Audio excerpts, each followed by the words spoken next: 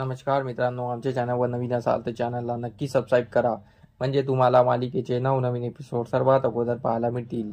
तर तुला शिकवीन चांगलाच धडा या मालिकेमध्ये काय घडलं ते आपण बघणार आहोत. इकडे अधिपती घरी खाली उतरतो आणि तो भुवनेश्वरीशी बोलत असतो. तो भुवनेश्वरीचा नमस्कार घेतो. भुवनेश्वरी त्याला दंडवत करते आणि बोलते, जग जिंकून या. त्यानंतर अधिपती बोलतो, काय आई साहेब, मी जग जिंकायचं सोडलं. आता मी काही जग जिंकणार नाही, कारण की आमचं जग निघून गेलं आहे या घरातून आणि आमच्या आयुष्यातून निघून गेलं आहे, म्हणून आम्हाला जग जिंकायची इच्छा सुद्धा नाही.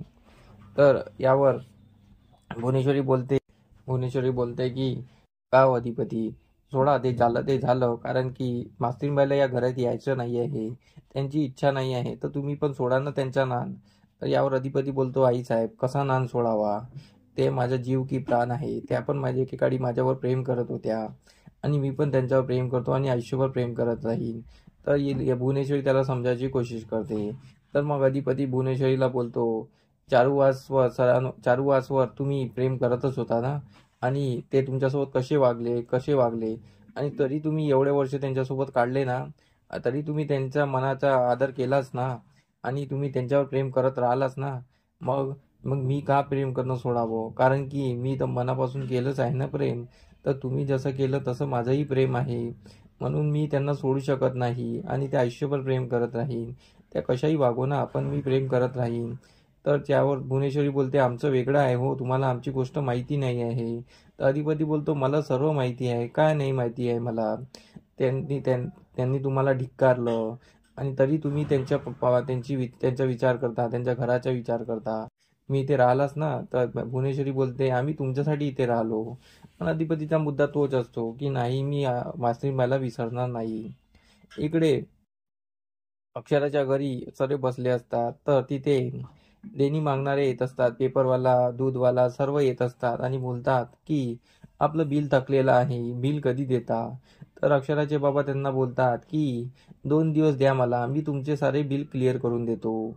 तर मग ते देणीदार निघून जातात आणि बोलतात की 2 दिवसात बिल पे करा, कारण की थकीत आहे तुमचं बिल. तर अक्षराचे बाबा हो बोलतात.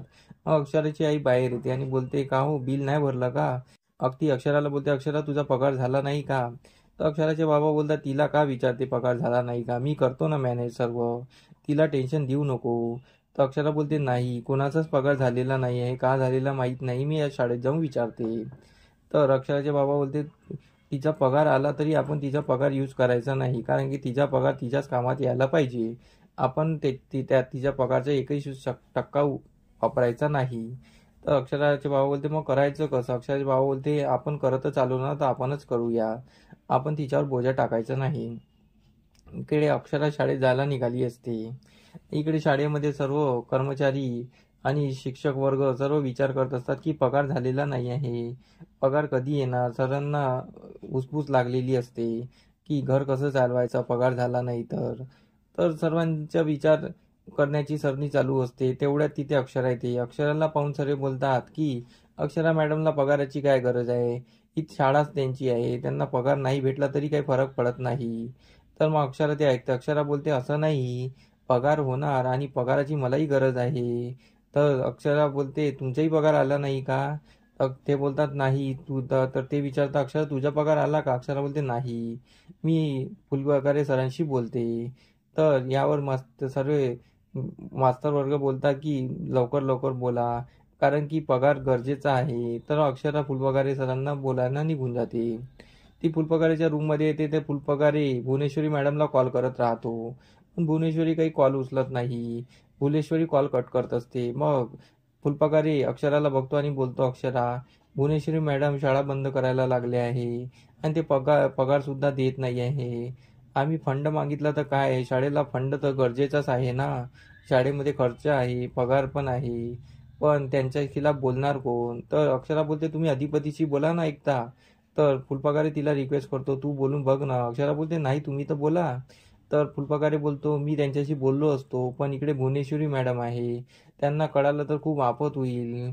हे सर्व शाळेचा खर्च तेच चालवतात, शाळा त्याच बघतात आणि माझ्यानी हिंमत नाही आहे की मी अधिपतीला सांगून भुवनेश्वरी मॅडमला कळलं तर माझ्यावर आपत येईल.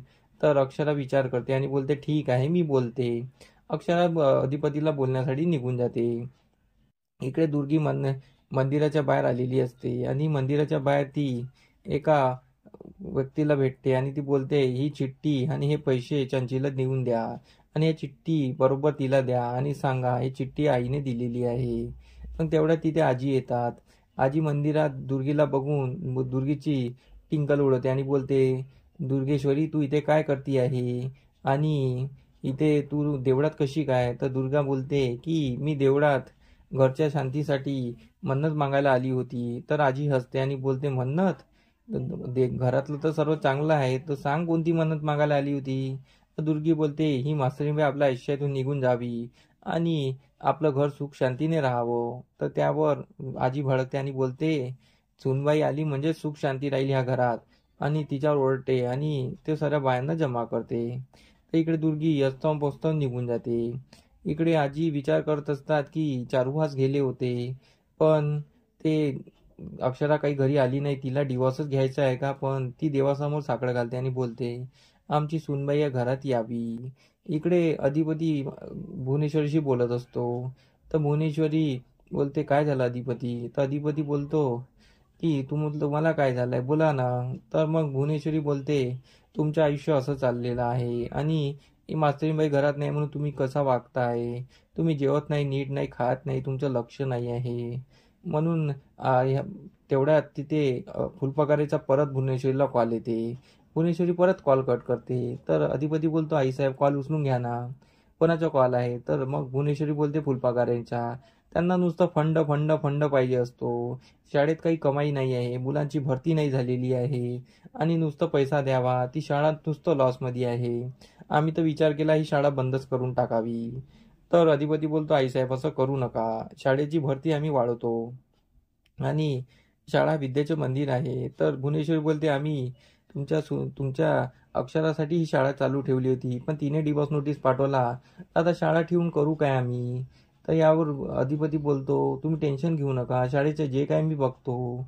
तर भुवनेश्वरी बोलते, तुम्ही बघाल मग खर्च तर आलाच ना, त्या शाळेपासून आम्हाला काही प्रॉफिट नाही. त्या शाळेला तुम्ही आमचं नाव दिलं तर खरी, पण आमच्यामुळे ते तुम्हाला तोटा होत आहे, हे आम्हाला सहन होत नाही, म्हणून आम्ही ते बंद करायचा विचार केला.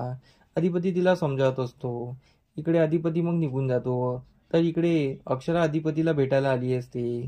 ती अधिपतीला बोलते की भुवनेश्वरी मॅडम बद्दल बोलायचं आहे. तर भुवनेश्वरीचं नाव ऐकताच अधिपती चिडतो आणि बोलतो, परत तुम्ही आईसाहेब बद्दल बोलायला आले आहे तर मग नको बोला. तर यावर अक्षरा बोलते, तुम्हाला ऐकून घ्यावं लागेल, कारण की भुवनेश्वरी मॅडमनी शाळा बंद करायला काढलेली आहे, कोणाचा पगार दिलेला नाही आहे, पगार सर्वांना गरजेचा असतो आणि तुम्ही शाळा बंद कसं काय करताय? तर यावर अधिपतीला काही क्वेश्चन नसतात, कारण की भुवनेश्वरीने त्याला अगोदरच असं सांगितलेलं असतं. तर म्हणजे भुवनेश्वरीनं आपला डाव खेळलेला असतो. भुवनेश्वरीच्या शाळा बंद करण्यामागे काही वेगळा डाव असतो. तर इकडे अक्षरा बोलते, तुम्ही माझी मदत नाही करत असाल तर मी पण हे सोडणार नाही, कारण की मी आहे तोपर्यंत लढणार आणि मी शाळा बंद होऊ देणार नाही, असं ती बोलते आणि तिथून निघून जाते. आणि अधिपती विचारच करत असतो की ही अक्षरा आली तर खरी, पण तिने आईसाहेबाचंच नाव घेतलं, पण असं का? त्याला विचार पडतो. आणि इथेच आजचा भाग संपतो. आता सामोरील भागात आपल्याला हेच पाहणं रंजक ठरणार आहे की भुवनेश्वरीचा पत्ता उघड पडणार की अक्षरा परत तोंडावर पडणार, हे आपल्याला पाहणं रंजक ठरणार आहे. तर आमचा एपिसोड कसा वाटला मला कमेंट करून नक्की सांगा. धन्यवाद.